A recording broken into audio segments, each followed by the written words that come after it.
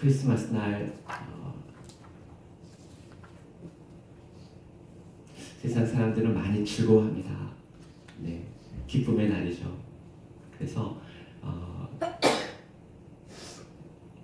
캐롤도 많이 나왔고 또 많은 곳에서 트리도 만들었고 많은 사람들이 선물을 주고받죠. 기쁨을 나누면서. 그래서 오늘 하루는 온 세상이 기쁨의 어떤 축제의 날로 이렇게 즐거워하는 것 같습니다. 세상이 성탄을 즐거워하는 이유가 무엇일까? 처음에는 나름 분명한 이유가 있었던 것 같아요. 그런데 지금은 그 날의 의미보다는 그냥 개인적인 의미로 즐거워하는 것 같아요. 사실은 그 의미도 잘 모르고 네. 그런데 지금은 정말 우리가 왜 즐거워하는지 좀 생각을 해봐야 할 것 같습니다. 교회는 항상 크리스마스를 우리는 기념을 하죠. 그래서 늘 되뇌이고 되새기는 일을 하고 있습니다. 교회에서 성탄을 기념하고 즐거워하는 이유가 무엇일까? 오늘은 그것을 좀 더 생각해보고 싶습니다. 예수님이 오시기 전에 세상은 어떤 모습이었을까요? 그때 세상은 힘이 전이었습니다. 힘이 있으면 무엇이든지 할 수 있고 정당화되었습니다. 우리가 잘 알고 있는 배너 영화 아시죠? 힘 있는 친구가 물론 배너도 잘 살았었죠. 그런데 힘을 가지고 그 친구의 재산을 다 빼앗잖아요. 그리고 그걸 자기 힘을 과시하잖아요. 억울하지만 힘이 있기 때문에 세상은 그걸 정당하다고 보는 거예요. 로마가 세계를 지배하면서 합당한 전쟁을 치른 건 아니잖아요. 명분 있는 전쟁을 치른 건 아니었어요. 그들은 지배를 하기 위해서 힘으로 식민지를 넓혀갔죠. 그래서 전쟁의 전리품들을 가지고 로마 도시를 세웠던 거예요. 그래서 로마의 문화는 힘의 문화고 로마의 정의는 힘이었어요.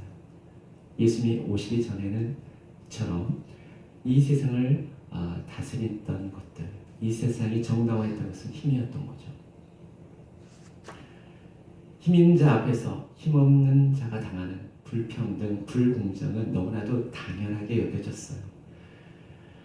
이런 상황은 결코 바뀌지 않을 것 같은 그런 시대였죠.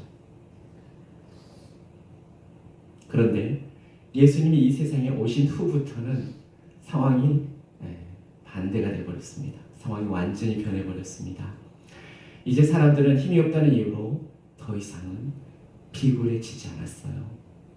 불평등, 불공정한 상황에서도 그들은 자신의 가치를 헐값에 내놓지 않았어요. 당당했죠. 가난하지만, 힘이 없지만 하나님 앞에서, 세상 앞에서 당당하게 살았어요. 예수님이 매겨주신 값으로 자신의 진정한 가치를 알아볼 수 있었기 때문이에요. 그들에게 정의는 사랑이었던 것입니다. 드디어 교회의 시대가 시작됐습니다. 이렇게 세상을 바꿔놓은 예수님의 오심을 역사는 분명히 기억하고 있습니다. 그 증거가 바로 Before Christ, BC와 Anno Domini, AD라는 말이죠. 우리는 지금 AD를 살고 있습니다. 성탄은 세상 가치의 힘보다 더 큰 파워가 바로 사랑임을 선포하는 날입니다. 예수님이 이 세상에 오셔서 행하신 일이 바로 이 세상을, 이 사랑을 이 세상에 퍼뜨리고 전염시키려고 오셨던 것이죠. 예수님이 하시고자 하는 일이 바로 이 일이었어요. 세상의 정의는 힘이 아니라 사랑이다. 오늘은 구체적으로 이 사랑이 무엇인가, 또 어떻게 이 사랑이 천국과 연결이 되는지를 좀 더 알아보고 싶습니다. 오늘 본문 말씀을 안 읽었어요. 잊어버렸어요. 오늘 본문 말씀은 네, 마태복음이죠.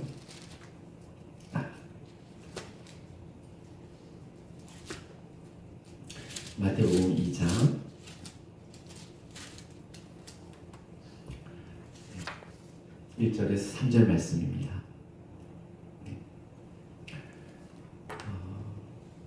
제가 읽겠습니다. 헤롯 왕 때 예수께서 유대 베들레헴에서 나심에 동방으로부터 박사들이 예루살렘에 이르러 말하되 유대인의 왕으로 나시니가 어디 계시냐? 우리가 동방에서 그의 별을 보고 그에게 경배하러 가노라 하니 헤롯 왕과 온 예루살렘이 듣고 소동한지라. 네.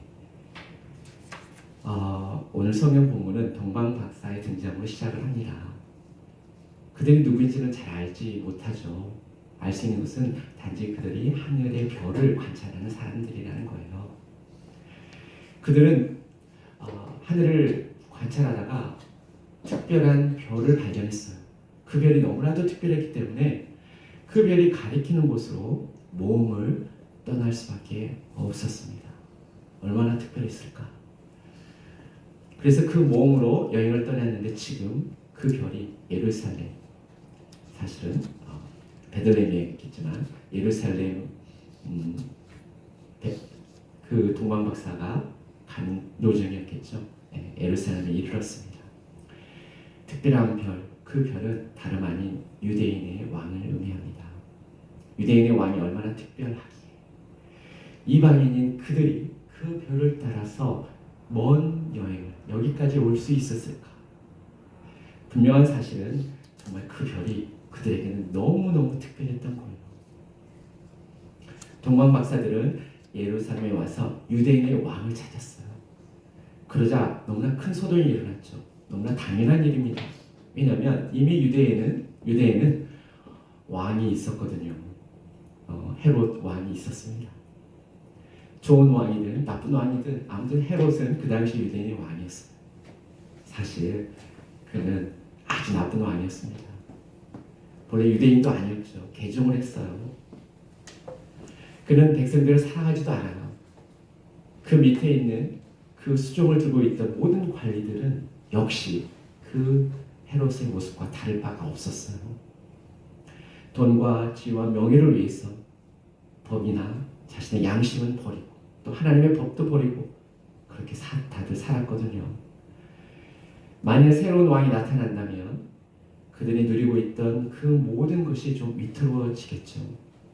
더불어 그들의 저질렀던 불법과 불의 그런 것들도 더 이상 숨길 수가 없을 거예요. 소동이 날만합니다. 그런데 오늘 이야기는 예루살렘의 소동에 관한 이야기는 아니에요. 거기에 관심을 두려고 말씀을 드리는 건 아니에요. 관심을 쏟을 대상은 바로 유대인의 왕입니다. 다시 유대인의 왕에 관심을 쏟아야 됩니다. 바로 예수 그리스도 말이죠. 그는 정말 헤롯 왕을 심판하고 새로운 왕이 되기 위해서 정말 오셨을까요? 성경을 한번 살펴보겠습니다. 예수님이 이 땅에 오셔서 하신 일을 좀 대략 살펴보면 그분이 왜 이 땅에 오셨는지, 왜 그분이 특별한지를 우리는 좀 알 수 있죠. 예수님 말씀하십니다. 회개하라. 천국이 가까이 왔느니라. 예수님은 천국에 대한 기쁜 소식을 전파하셨습니다. 마가복음도 그렇고 요한복음도 그렇고 오늘 마태복음도 대체로 그렇죠. 예수님이 처음 하신 말은 천국을 선포하는 것이었어요. 예수님이 다스리는 나라는 이 땅이 아니라 바로 천국이었던 거예요. 예수님은 헤롯을 물러나게 하시려고 그리고 그 대신에 이 땅에 유대인이 왕이 되시러 오신 것이 아니었어요. 예수님은 자기 백성을 위해서, 천국의 백성을 위해서 천국에 들어가는 길을 만드시려고 이 땅에 오신 것이었습니다. 너무나도 특별한 이유는 바로 이거예요. 그분의 나라는 천국이었던 거예요. 그리고 그분이 바로 그 천국의 왕이었던 것이에요. 그리고 이 땅에 오신 이유는 그 천국 백성들을 천국으로 이끌기 위해서 오셨다는 거죠. 이제 이야기의 중심은 천국이 되었습니다. 천국은 어떻게 들어가는 것일까? 이것을 위해서 먼저 해결해야 할 일이 있습니다. 천국을 가리우고 세상을 어둡게 만든 그 힘이 있었어요. 그게 영적인 세력이라고 하죠. 우리는 그걸 사탄이라고 하죠. 이 사탄과의 대결이에요. 이 문제를 해결해야 돼요. 예수님은 어둠의 힘과 영적인 싸움을 싸우셔야만 했던 거예요. 마치 에덴에서 아담과 하와가 선악을 알게 하는 나무를 앞에 두고 뱀과 영적인 싸움을 싸우는 것처럼 말입니다. 아담과 하와는 하나님의 말씀을 무시했죠. 그 결과 그가 가지고 있던 모든 권리가 사라지고 에덴에서 추방을 당할 수밖에 없었어요. 이 세상에는 보이지 않지만 사람들의 마음을 조종해서 세상을 어둡게 만드는 악한 힘이 있습니다. 이 힘이 세상을 움직이고 있는 것이죠. 하지만 예수님 그 힘에 굴복하지 않으셨어요. 세상을 지배하고 있는 악한 힘은 예수님을 길들일 수는 없었어요. 모든 세상의 사람들의 마음을 길들일 수는 있었지만 예수님만큼은 길들일 수가 없었던 거예요. 예수님의 마음을 어둡게 할 수가 없었던 거예요. 이것이 또 다른 예수님의 특별한 부분이죠. 이것으로 확실해진 것은 어둠의 힘을 견디고 이길 수 있는 그 힘은 바로 예수님만이 가능하다. 예수님만이 가지고 있다는 겁니다. 이제 예수님은 이 땅에 천국의 길을 만드실 수가 있게 된 거예요. 그렇다면 예수님이 만드신 천국의 길이 무엇일까요? 다시 천국으로 우리의 포커스가 왔습니다. 그 길은 마태복음 이어서 나오는 산상수훈에 잘 나와 있어요. 우리는 산상수훈이 단지 도덕적 규범으로만 알고 있죠. 하지만 제가 오늘 말씀드리고 싶은 것은 바로 이 산상수훈이 천국의 길을 나타내고 있다는 겁니다. 그 중에 다 얘기할 수는 없어요. 그 중에 가장 중요한 것은 이 말씀입니다. 마음이 청결한 자는 복이 있나니 그들이 하나님을 볼 것이요. 저는 산상수훈의 가장 중요한 말씀이라고 생각합니다. 예수님이 만드신 천국의 길은 사람의 마음속에 있다는 거예요. 마음을 청결하게 하는 것, 더러워진 마음을 닦는 것이 바로 그 길을 닦는 것입니다. 구체적으로 마음을 닦는다는 것이 무엇인지 한번 알아보겠습니다. 산상수훈의 내용들을 좀 압축해서 얘기하는 거예요. 아주 쉽습니다. 마음을 닦는다는 것은 더러움을 닦아내는 거니까 그것은 첫째, 미움을 버리는 거예요. 반대로 얘기하면 서로 화목한다는 것이죠. 또 거짓을 버려야 돼요. 그것은 다른 말로 하면 정직해져야 된다는 거예요. 그리고 변덕을 버려야 돼요. 사실 이건 성적인 문제에 관련이 돼 있어요. 아내만을 사랑해야 된다. 그리고 복수심을 버려야 돼요. 성경 그렇게 말해요. 왼밤을 때리면 오른밤도 내야 된다. 원수를 사랑해야 된다. 긍휼한 마음을 품어야 된다는 말입니다. 복수심을 버려야 됩니다. 또 비난을 버려야 된다.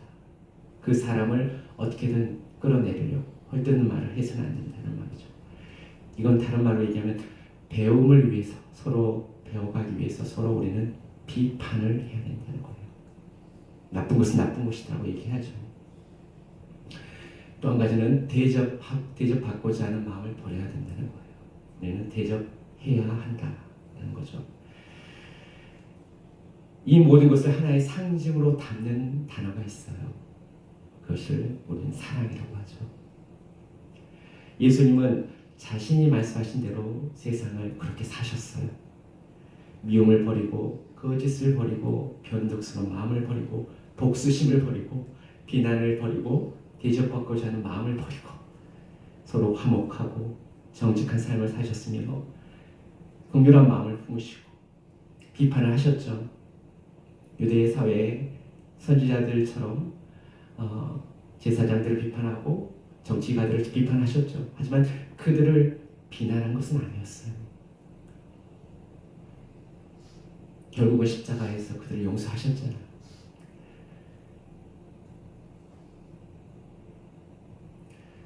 사랑이 바로 예수님이 이 세상에 만들려고 하신 천국의 길이라고 이렇게 압축해서 말씀을 드릴 수가 있습니다. 마음의 사랑을 품는다는 것, 앞에서 말했죠. 우리 마음을 깨끗하게 한다는 것. 사랑을 품는다면 그 마음이 천국으로 올라가는 야곱의 사다리가 된다는 것입니다.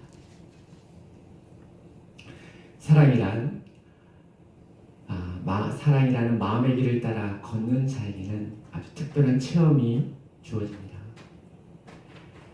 부족하지만 자기 이해를 가지고 사랑의 길을 걷는 자는 그 길을 만드신 예수님을 내적으로 체험한다는 것입니다. 그러니까 이렇게 되는 거죠. 하나님이 우리에게 이렇게 하라고 말씀을 하셨어요. 근데 그 말씀을 내 삶에 받아들여서 그 말씀대로 뜻대로 살아간다면 갈 때 그 말씀하신 하나님이 그 말씀을 따라 걷는 그 마음에 함께 동행한다는 거예요. 그러니까 우리가 알고 있는 피상적인 지식이 실제로 참 지식과 하나가 된다는 거죠. 그래서 사랑은 사랑을 할 때 사랑이 무엇인지 알게 된다라는 뜻인 것 같아요. 그래서 지식적으로 아는 것과 그것을 내 삶 속으로 발현하는 것과는 너무나 큰 차이가 있고, 이렇게 사랑이라는 천국의 길을 간다는 것은 내 마음이 사랑을 품고 그 사랑을 내 삶 속에서 구현하려고 할 때 사실은 밖에서 하나님의 나라가 이렇게 세워질 수도 있겠지만 그 이전에 먼저 우리 마음에 하나님의 사랑하라라고 말씀한 그 사랑의 본체, 사랑의 실체, 그 실체가 우리 마음에 이미 임한다는 거죠. 우리는 그것을 성령이라고 말씀을 할 수가 있습니다. 하나님의 영이라고, 살아있는 영이라고 말할 수 있죠. 마음을 청결해야 한다는 것, 마음을 닦는다는 것, 마음의 사랑을 품는다는 것은 대단히 어려운 일입니다. 마음을 어둡게 만드는 악한 힘이 그 천국의 길을 막고 있기 때문이죠. 미움, 거짓, 변덕스러운 마음, 복수심, 비난하고 싶은 마음, 이기심. 우리의 마음이 사실은 이런 것들로 인해서 어두워질 때가 너무나 많이 있습니다. 우리가 컨트롤할 수 없는 것들이에요. 이 힘을 극복하는 것이 너무 중요한데 어떻게 이것을 극복할 수 있을까요? 예수님의 도움이 정말 필요합니다. 예수님은 이러한 어두움의 힘에 굴복당하지 않고 승리하셨잖아요. 우리는 그 사실을 알고 있어요. 왜 예수님이 그것을 보여주셨나요? 네, 우리도 동일한 그런 영적인 싸움이 있기 때문이죠. 그리고 동일하게 우리가 그것을 승리해야만 우리는 천국의 길을 갈 수 있는 것이고, 그래서 예수님이 우리에게 너무나도 필요합니다. 말씀만이 주어짐이 아니라, 말씀만이 우리에게 필요한 게 아니라 그 길을 갈 수 있는 영적인 힘도 필요한 거죠. 오늘 마지막 성탄의 의미가 여기에 있습니다. 성탄은 예수님의 이름으로 새 힘을 얻는다입니다. 예수님의 이름으로 우리는 하나님께 그 힘을 얻을 수가 있습니다. 그래서 마태복음 산상수훈의 마지막 부분에 이런 말씀이 있습니다. 구하라, 그리하면 너희에게 주실 것이요. 찾으라, 그리하면 찾을 것이요. 문을 두드리라, 그리하면 너희에게 열릴 것입니다. 너희가 악한 자라도 좋은 것을 자식에게 줄 알거든 하물며 하나님께서 구하는 자에게 좋은 것을 주시지 않겠느냐. 무엇이 필요한지 알 때 비로소 우리는 구할 수 있는 거잖아요. 우리가 천국의 길을 가려고 할 때, 우리의 마음을 깨끗하게 하고 청결하게 하려고 할 때 우리 힘으로 안 되는 것들을 우리는 발견하게 됩니다. 그때 우리가 하나님께 구해야 할 것들도 알게 되는 거죠. 하나님 앞에 우리가 구해야 할 그것을, 영적인 싸움을 싸울 때 우리가 하나님을 구하는 그 기도가 바로 마태복음 6장 6절 말씀에부터 나오는 이제 그 구하라는 말씀이죠. 마태복음 6장 6절이 아니라 7장에 있는 말씀. 구절 알 적었는데 7장 7절 말씀이죠. 성탄은 사랑이 진정한 이 세상의 정의이며 천국의 길임을 또한 어둠의 힘을 향해서 예수님의 이름으로 승리를 선포하는 날이라고 저는 믿습니다. 우리 모두 예수님이 가르쳐주신 사랑으로 우리의 마음을 깨끗하게 했으면 좋겠습니다. 그리고 마음의 길을 닦으면서 우리의 외식, 겉으로 그냥 아닌데 그런 척하는 외식을 버리고 정말 진실한 마음으로 우리 내면에 사랑의 마음을 품고 그럴 때 우리 예수님이 하나 되어 주시잖아요. 네. 그렇게 예수님과 하나 되었으면 좋겠습니다. 또 마음이 어두워질 때 예수님의 이름으로 우리의 믿음을 강하게 해달라고 또 희망을 달라고 하나님의 사랑을 우리에게 달라고 구했으면 좋겠습니다. 더 이상 어둠의 힘이 다스리던 BC로 회개하지 않고 주님이 다스리는 주님의 날 AD의 시대로 예수님이 열어놓으신 그런 새해 날 천국의 길을 걸어갔으면 좋겠습니다. 네, 기도하시겠습니다.